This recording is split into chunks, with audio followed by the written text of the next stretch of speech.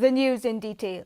Prime Minister Narendra Modi today said the country is building the largest database of dairy animals and every animal associated with the dairy sector is being tagged.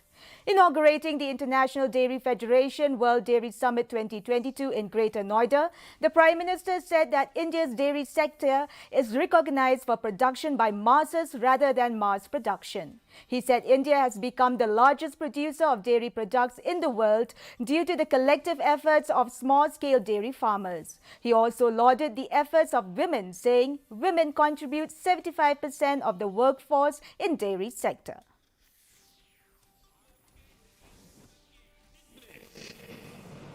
आपको अन्य जगह पर शायद ही कभी कहीं मिल जाए।